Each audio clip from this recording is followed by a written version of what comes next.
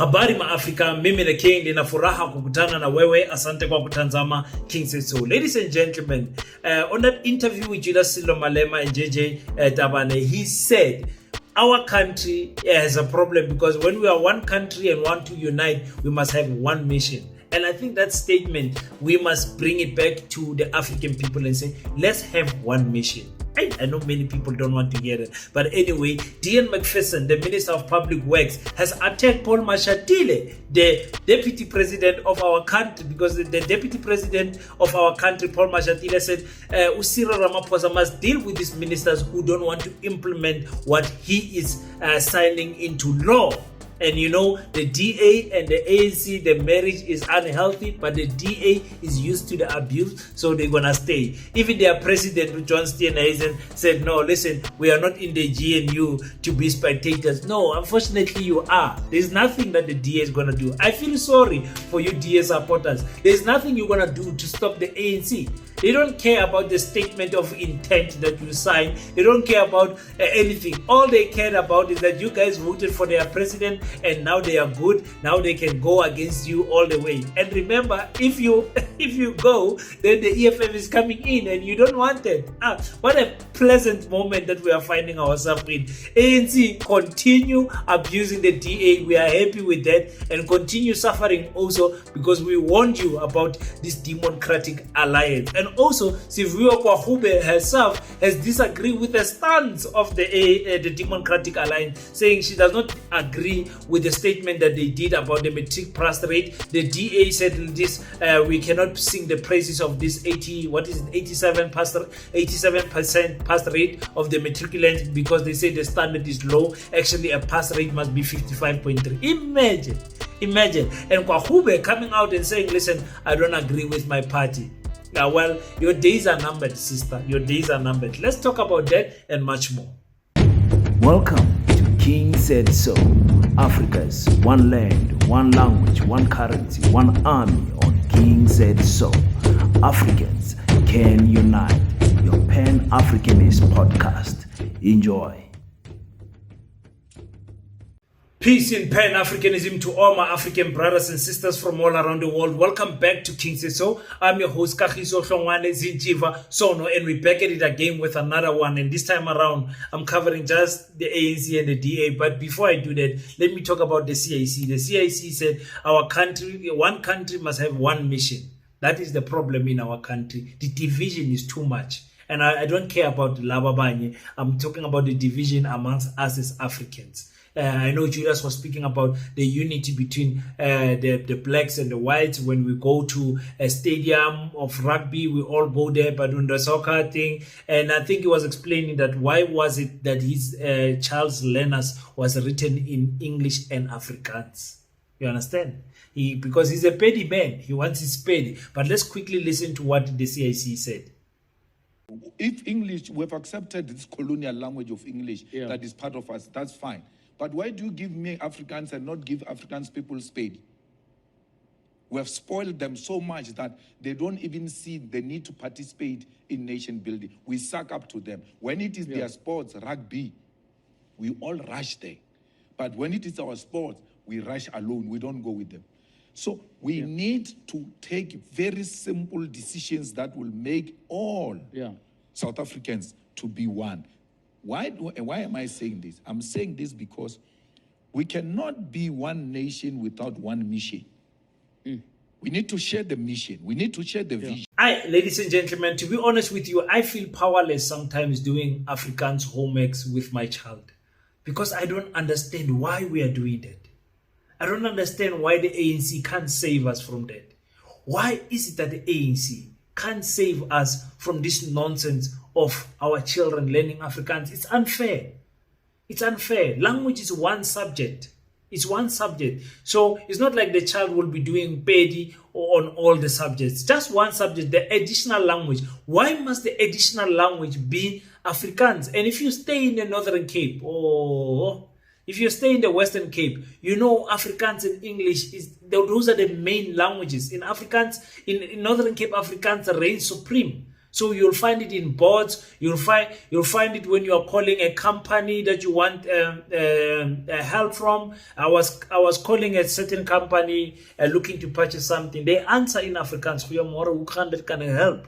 Like, why are you doing that? You know, so Afrikaans is a big dominant language in South Africa. I don't know what these Afrikaners are complaining about, saying their language is under threat. It's not under threat. It's the most spoken language by Africans in South Africa. You understand? I mean by Africans, I mean by us. So yeah, that's the language that we have learned more than all the other languages because it's in the educational system. It's in the educational system. Guys, I cannot stress how important it is for us to take the destiny of our children into our own hands, especially with this issue of building schools. You know, so that's why we say the EFF must build that school, must build many schools. In fact, all the political parties must build schools because schools are the pride of transferring knowledge and wisdom and education from one generation to another. Without the schools that we will have to build for our children, nothing is going to happen. We are going to continuously have different missions and we will never find each other. Sometimes we are drifting so far apart that when we will not hear our voices when another one is calling for help. When it comes to African people and Africans in South Africa having one mission, it's not going to happen. Macpherson has responded with this press giving that the press meeting that the that the Democratic Party has had. I don't know what they were trying to do there. The DA loves, you know. I just wish that Cyril Ramaphosa can just fire one minister. Just to show that he's got power. But we all know he's not going to do that. But let's listen to what Macpherson said about Paul Mashatile. I see the Deputy President of the ANC did an interview today saying that if I'm not going to implement the bill, then I should resign. There's only one person who will tell me to resign from government, and that is the leader of this party. No other leader or no other member of another political party will tell me when or how I should resign. And it is that sort of arrogance that I think is unhelpful in the GNU, and I think makes for unpleasant sort of encounters with one another. We are all here to do a job. We all have views on the job. I don't give my views on the Deputy President's performance or lack of performance. I keep that to myself.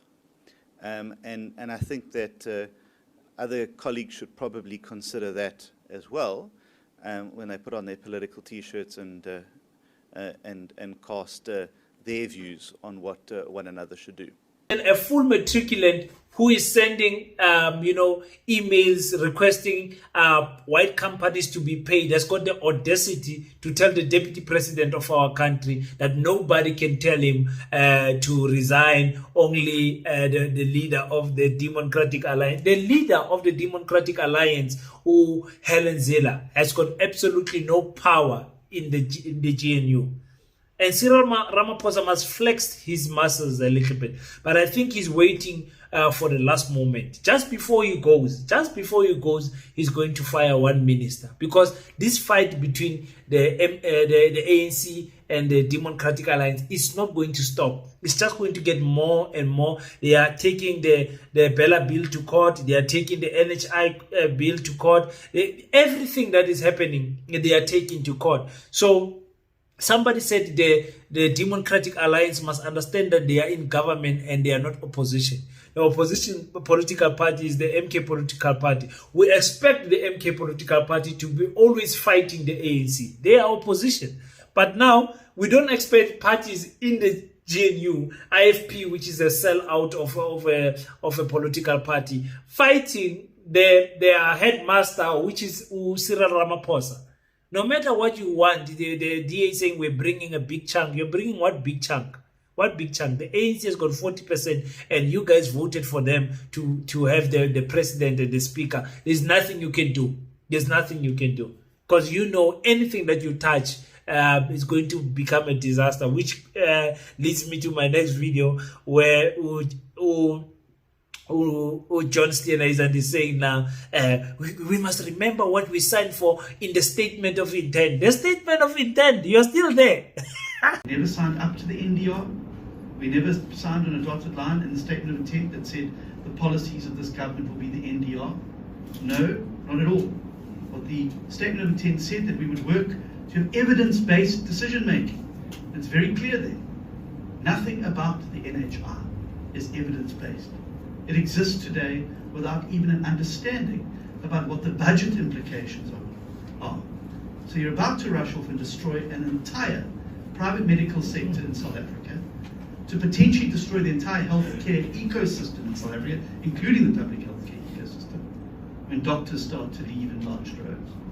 And we end up with great medical shortages, with very little evidence to show that it has worked. That's what we signed up for.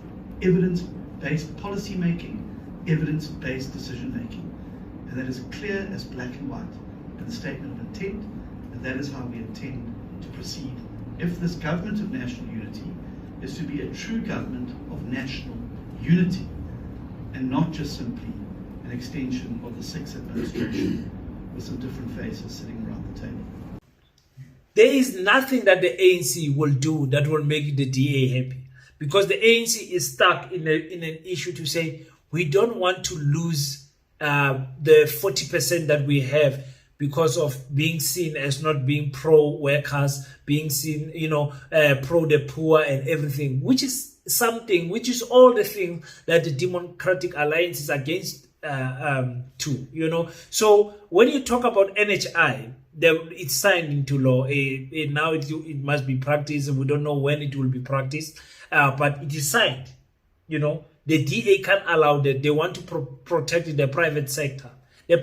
Every country must have the private sector, yes. But the poorest of the poorest must not suffer and get second-class, low-grade medical services and covers. And, black African people, we're just suffering in our country. We're just suffering.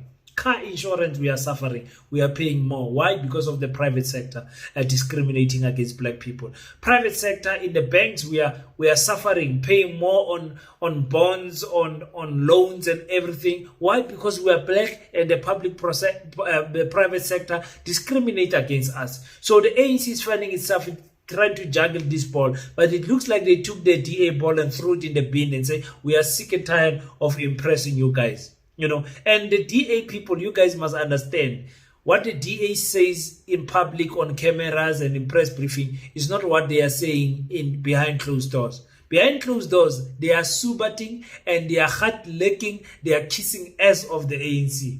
Now, John Steenhuisen says, no, we are not here to be spectators. But you've been spectating from day one. And are treated merely as a doormat, or treated as simply there to make up the numbers. We have to seriously consider our next steps. The DA, and I want to be very clear about this, the DA will not be reduced to being mere spectators in a government of which we bring a large part of the seats. I want the people of South Africa to know that the DA does not take this step lightly. We understand the grave implications, not only for politics, but for the future of governance in South Africa. The seriousness of this situation demands that we do engage other parties in the GNU too, who, like us, have publicly come out against the acts of the recent week, and particularly the IFP, who have now come out very strongly against the Expropriation Act too.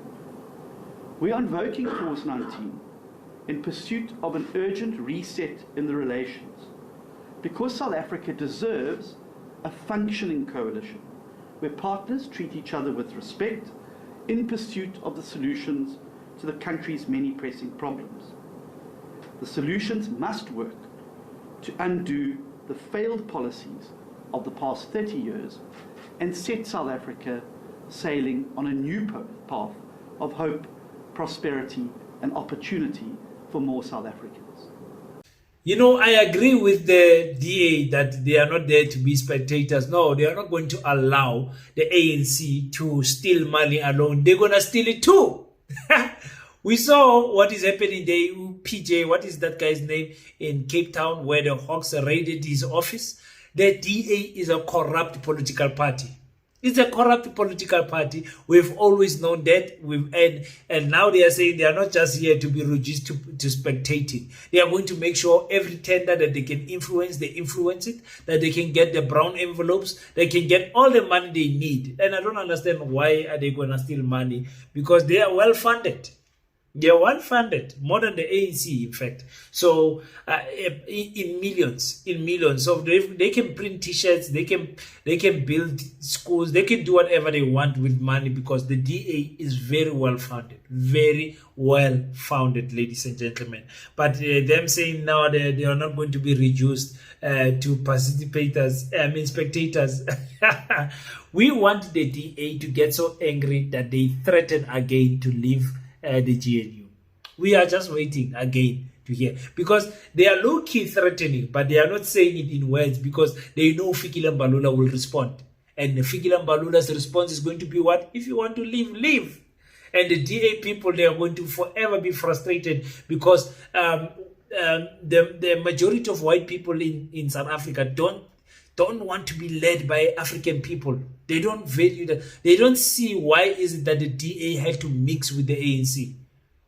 The loyal DA supporters don't want these GNU things. They feel like the DA has given up too much of its character, has sold its soul to the ANC. They have diverted from being a total, right-wing party and coming into dilly-dallying in the middle. That's how most people that voted for the DA feel. They were very disappointed, So, like I said, expect the DA to lose numbers in the Western Cape. I'll always repeat this thing.